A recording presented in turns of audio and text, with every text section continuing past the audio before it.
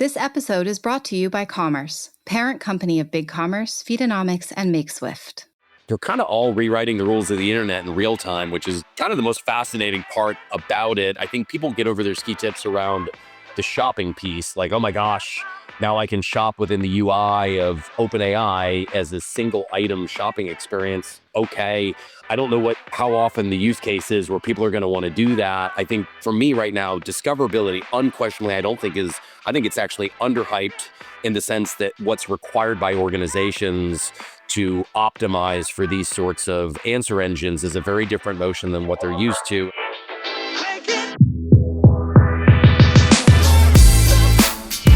Welcome to Retail Remix.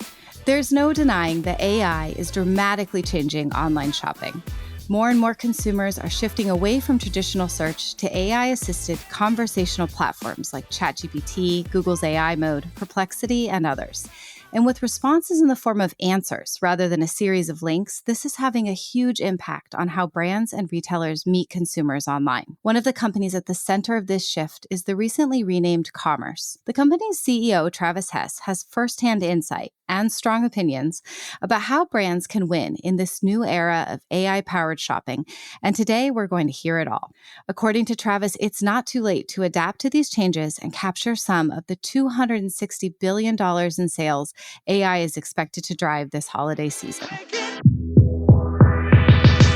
Welcome back to Retail Remix. I'm your host, Nicole Silberstein, Editor-in-Chief at Retail Touchpoints, and today we're chatting with the CEO of Commerce, Travis Hess. Travis, thanks for being here. Thanks for having me, Nicole. Okay, now you've been leading the newly renamed Commerce for a year and a half now, and it's been a busy 18 months during your tenure, including the aforementioned rebrand. So why don't we start there? Tell me a little bit about what led to the rebrand and what you hope to convey about the business with the new name. Yeah, I mean, the rebrand, I think when I took the job, obviously 3 brands, 3 products here in the legacy platform product, BigCommerce, as well as an acquisition we made 3.5 years ago, Feedonomics.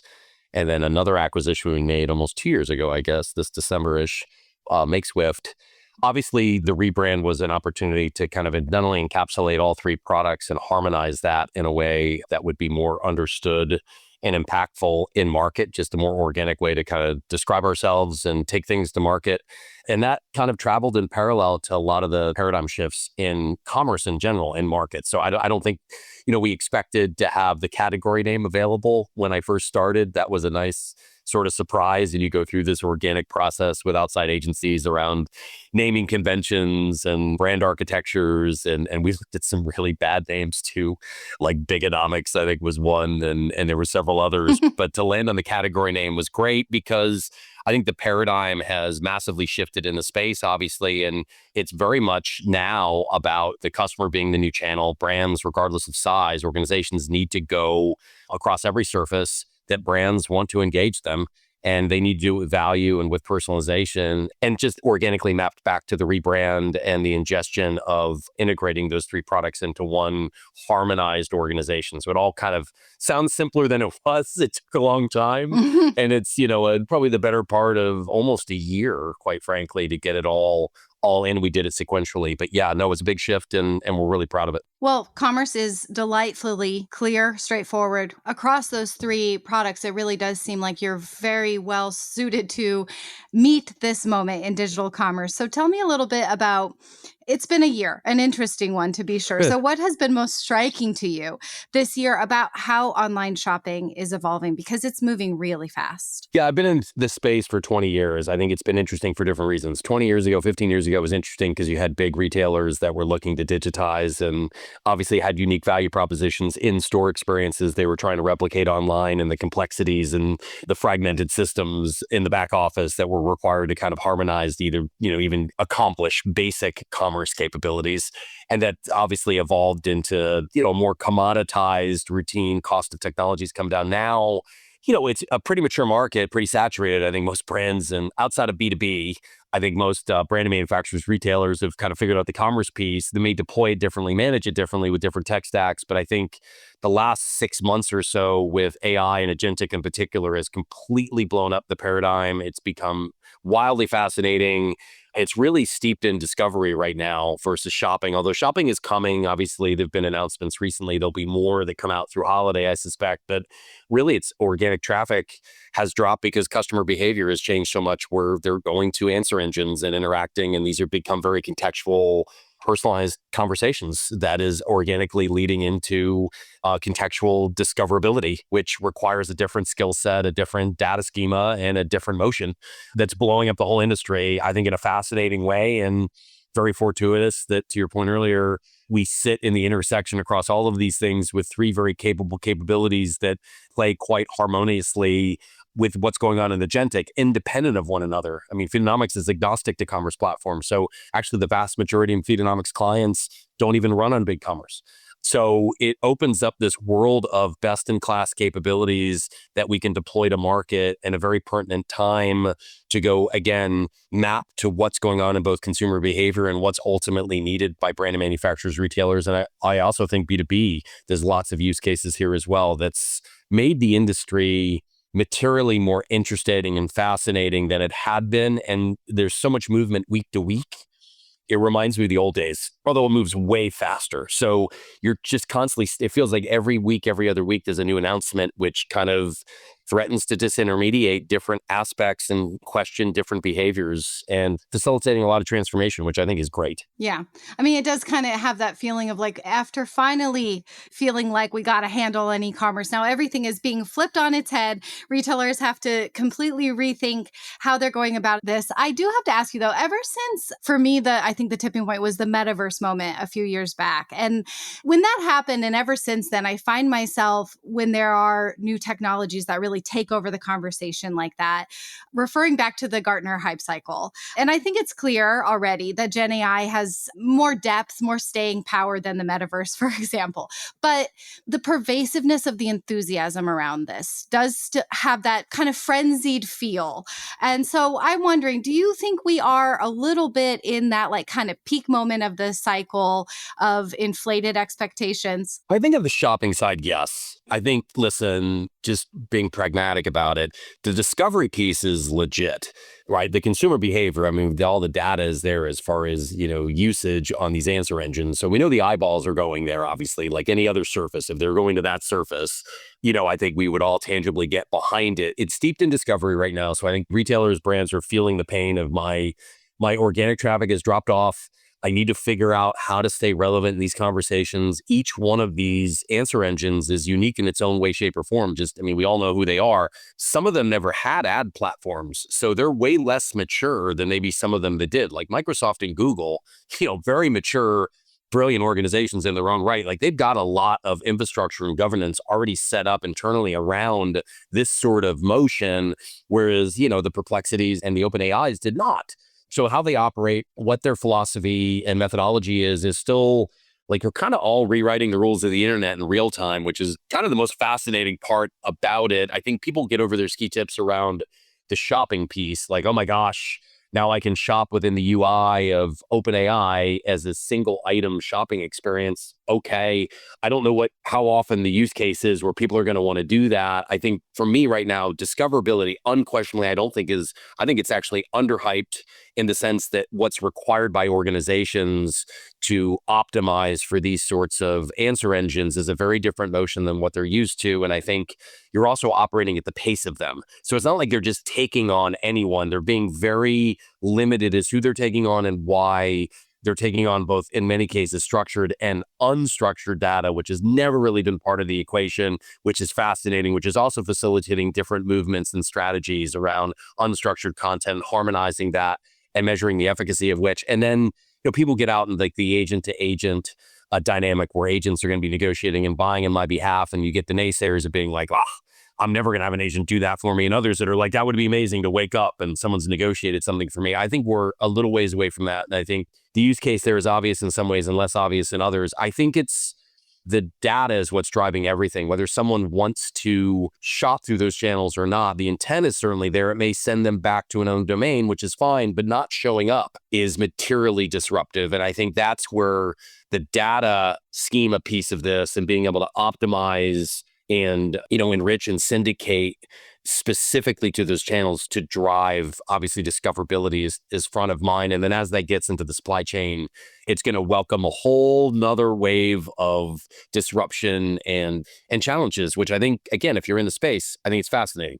But it's going to be a different motion than what we've historically addressed it with. All right. So how should brands and retailers then be responding, I think, specifically to enable this contextual discoverability that you mentioned? Yeah, I think first and foremost, it starts with the data. And I think most organizations, those that obviously work with us are pretty harmonized in that. Like, again, it's been very fortuitous to own the world's best enrichment and syndication layer in Feedonomics. So this is kind of brass tacks for us. We're just extending this obviously into the nuances associated with these agentic channels and just, the different models that will come up and standards that will come out. Obviously, we've got to map to those specs and build around them as checkout gets introduced across different payment providers. And certainly the answer engines want to commercialize it in different ways. Obviously, there's work obviously for us and brands to do, but it starts with the data. How good is your data? How many different areas is that data coming from? How do you centralize that? How are you also gathering unstructured data as well? Like you've got to get this marketing and commerce, these two departments are now blending where they were once very kind of separate from one another. A lot of the digital media folks at brands and retailers, they're kind of the ones that understand this motion more than most. They've been used to doing this across different services, and they're starting to harmonize a little bit more with maybe the commerce experts and starting to change and transform these businesses and how they address this and how they run it. But it really starts and ends with the data. That's where we're seeing a lot of the readiness sort of opportunities and activities going on right now, because this is far from perfect, but you do get the feeling like once this turns on and it actually works, it's going to be very, very quick. And if you're not ahead of it, not to fearmonger, because it does feel a little bit like Y2K too. It's like, Yes, a little bit. little bit like this fascination. Like, I know I need to do something. I feel like something bad's going to happen. I don't know what it is, but I need to do something. I don't know exactly what it is. That's where we've really been out in front of this, is like, hey, it's okay. We're already doing a lot of this today. There's easy ways to do it. We can get this harmonized, put you in a place where you're in a really good spot to take advantage of this, because the models are going to go a bunch of different ways. We haven't figured that out yet, and that's okay. And if it's hype, where it's just about discovery and less about shopping, that's fine. If it goes into shopping, there'll be use cases and brands that take advantage of that. We'll be prepared to do that. And to the extent we're harmonizing it back to owned surfaces or different marketplaces, it's really setting up to go across anything. That's like I said, back to the customer's a new channel. Brands and retailers need to go where customers want to engage them, regardless of where they buy their good or service. And that's what we're trying to enable more than anything, the ability to do that at scale. When you say unstructured data, what specifically are you talking about? Like social media content, UGC, that kind of stuff? Or is it something different? It's everything. Brand standards, customer service, call transcripts, user-generated content, blogs, content, articles, reviews, product spec, guides, any of it and all of it. And so like, you just kind of play that out in your head, like, okay, how do I now get all that stuff into what we're enriching, right? Synthesizing and enriching, and how do we serve that up in a contextual way that will drive relevance based on the propensity of people asking specific questions and the likelihood of what those answers would mean and relevance to that particular brand. But also above and beyond that, how do I go structure and create this content internally that might set off another motion of where we need to optimize our content supply chain in a different way or a more meaningful way, because content now ends up being a really big deal. Now, again, you've got a lot of these guys that will go scrape this stuff off your public domain. That's certainly not going to go away, although people have talked about monetizing it, commercializing it. I think it's a less efficient, less effective way. I think most brands that we work with, that we talk to, want to get ahead out of this. They want to be able to control it, especially enterprise brands or brands with any ethos. They really care, as you know, where they show up, how they show up, and who they show up next to. And I think that's where most of the angst comes from. And that's really been our sweet spot. We're so used to working with some of the largest brands in the world that all operate with this ethos, the control of the data, controlling what the experience may be, where it is, who it's next to. These are all paramount things that we're enabling. And that doesn't happen quickly. So we're being very, very pragmatic as these channels become more and more available to ensure that we're not doing anything that would unintentionally be deleterious to a business. It's just not acceptable. These brands have built, their ethos, their brand over many, many, many decades in many capacities. Like, you can't afford a misstep here. So that's part of the pragmatism here and how we're engaging on the readiness side as well. Okay, so now I really want you to kind of get your crystal ball out for me, because I'm curious, as somebody who's been in e-commerce for a long time, you mentioned seeing other previous massive evolutions in how we shop digitally. What do you think shopping online is going to look like, say, 5 years from now? I think someone will play this back in 5 years and be like, what a dummy. Or wow, Yeah, like he really hit the nail on the head. That guy was way smarter than I thought he was. Sure. I very much believe that, again, the customer is the new channel. It's why I like saying that, because I think it doesn't paint you in any particular corner. Listen, I think everything will be hyper-personalized. I think that's what most people want. They want highly personalized, relevant things that they can discover and how they want to ultimately shop across whatever channel that may be. That is going to be driven by data. Data is going to be the enrichment layer, the catalyzer that facilitates all these different experiences on or off owned channels or different channels we've never heard of yet that will appear. It's going to be the data piece. And to me, you've got owned channels, non-owned channels. Certainly checkout is part of this. I mean, we're agnostic to checkout, which I think is a massive advantage because I don't need to monetize by controlling the checkout, right? Like, that can be agnostic. So if they want to use Stripe or Adyen or PayPal or somebody else, pick your poison. Like, to me, whatever's in the best interest for the brand or the consumer. I think personal wallets and loyalty, I think this is going to get fascinating. I think you'll see consortiums around loyalty similar to like how the airlines have kind of handled things. And I think, to execute on that is going to be fascinating, and it's going to drive all sorts of different behavior and strategies, in my opinion. But I think for us, we really want to own the plumbing. I know that doesn't sound sexy, but plumbing brings in nutrition to the house and also takes out shit, or at least siphons through it, literally. And I think for us, getting the data into experiences and surfaces that facilitate really immersive, brand-specific experiences at scale against intent data that improves conversion and decreases friction is ultimately where everyone's trying to go. And I think it's why I took this job. Great. So just break down this. You said customer is the channel. What does that mean? Are you saying, is this what you're talking about? Like that hyper-personalization, every customer who arrives at you, no matter where, your app, your website, they're getting a personalized experience to them? Yeah, it means if I'm a brand, pick a brand, I need to reach my customers, existing or potential customers, across every relevant surface that they would want to engage me.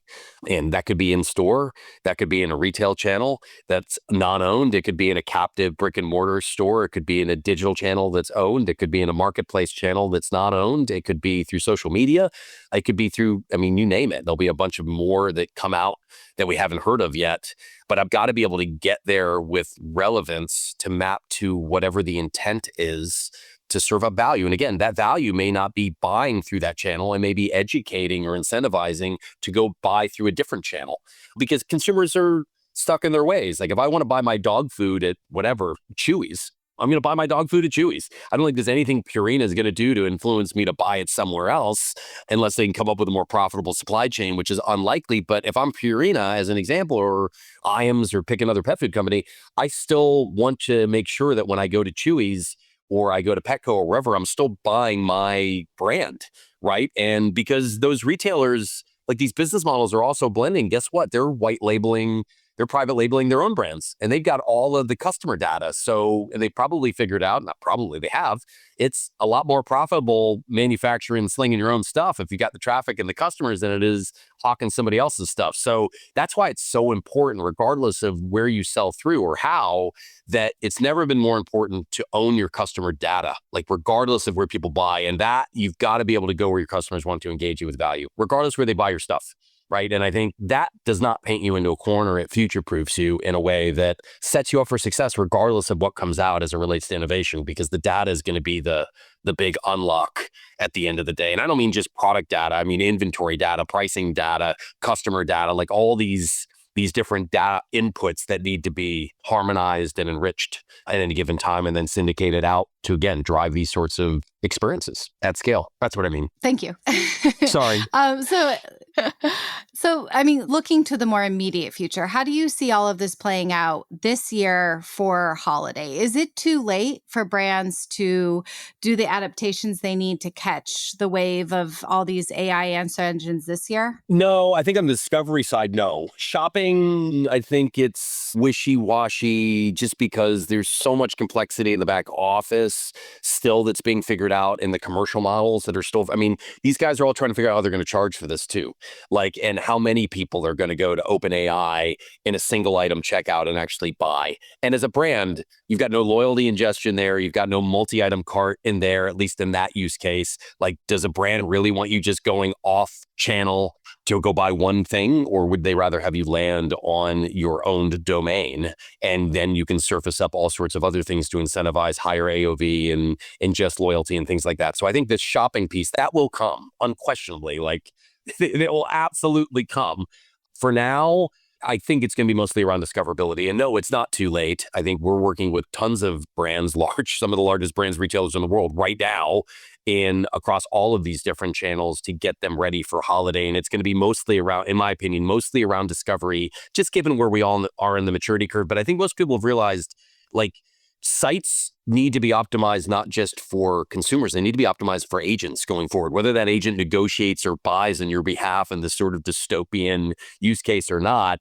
It still has to be optimized for agents because the way agents read sites and translate data is different than the way that humans do. And those inputs ultimately will weigh into how the data is ultimately enriched. So regardless, brands need to get ahead of this stuff. And we're working with some of the largest partners in the world too, on the consulting and the GSI side, in doing this harmony with them, because oftentimes they own those customer relationships and the other moving pieces and parts that can bring some of this disparate data into what it is that we're doing with them. So it's about as interesting as it gets in the space as it's been in 15 years. It is overwhelming for people because things are changing so quickly. So even myself, I find like every night I'm reading articles and learning new things. And I would argue I've always tried to learn as I've gone, but I'd never seen this much like change in such a short period of time that it's almost addictive. Like, it's this giant dopamine rush of, wow, didn't think that was going to happen. And now it is. And then you start playing in your own head, like, oh, how are they going to do this? How are they going to monetize it? What implications are there going to be? So anyway, it should be an interesting holiday season. I'm going to sit back like you and watch and enjoy like what comes out of this. Yeah.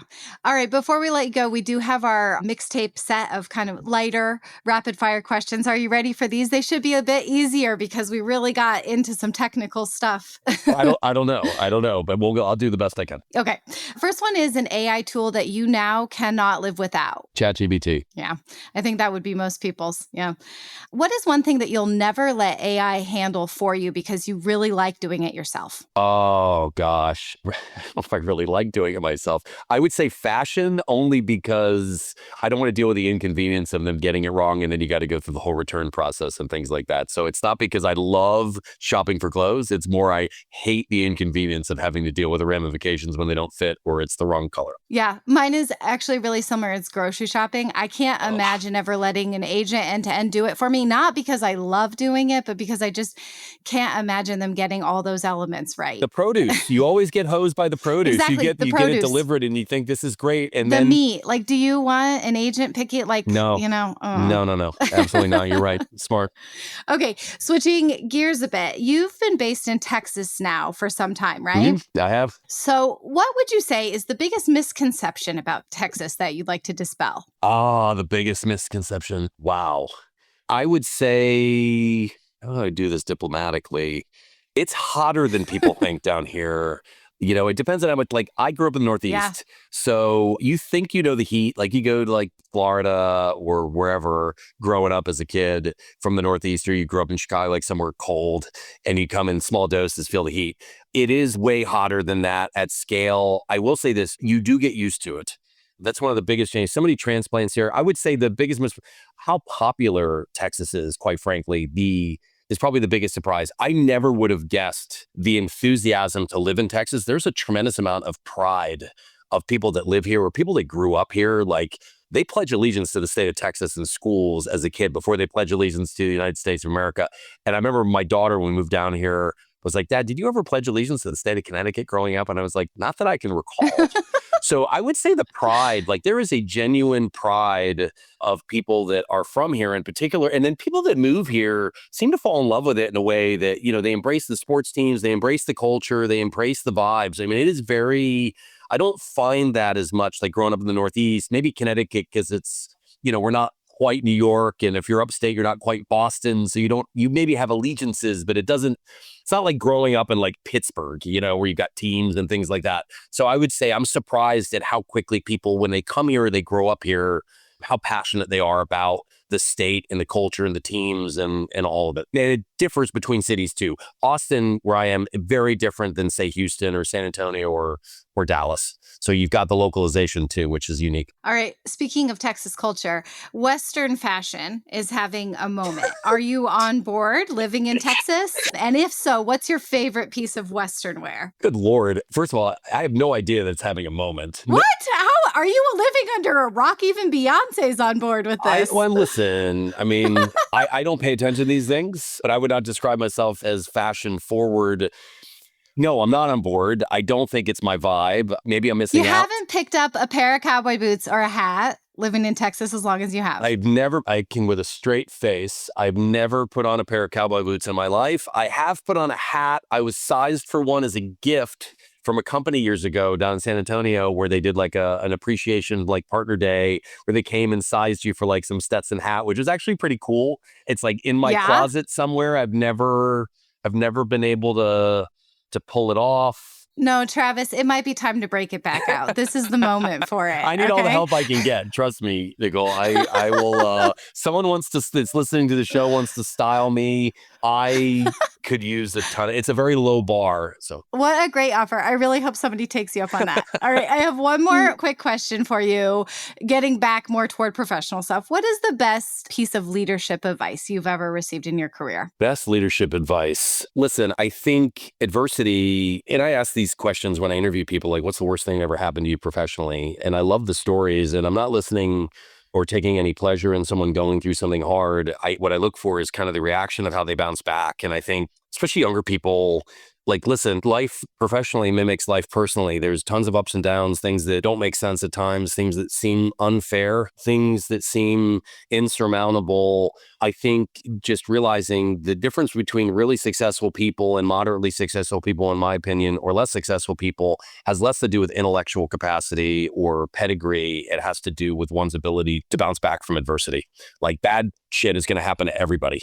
And again, it's a spectrum, and I'm not trying to say that I've had it better or worse than others. I've certainly experienced hardship and unexpected disruption in life. And I think being able to channel that in ways, learn from what's happened and come out of it and evolve, bounce back from that adversity and know that, it'll probably happen again, I think is probably the best piece of advice that I've either been given or I've lived.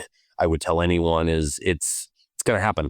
And it's going to happen again, and it's okay. Like, that's normal, and it's normal to feel disrupted by it and confused by it. It's just, you've got to be able to push through whatever it is. That's a really great piece of advice. Thank you for that. And all the other great insights about everything happening in our world right now. I mean, talk about disruption. Yeah. So thanks for being here, Travis. Thanks for having me, Nicole. This is great. Appreciate the time. And thanks to all of you for listening. Come join the conversation with us on LinkedIn on the Retail Touchpoints page. Tell us all about your own AI shopping experiences. And if you are willing to style Travis, please let us know. That'll be a great place to put your offers.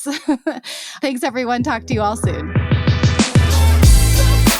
Thanks for joining us for another episode of Retail Remix. Be sure to subscribe so you don't miss a future episode. You can find us on Spotify, Apple Podcasts, YouTube, or your favorite podcast app. Until next time, keep mixing it up.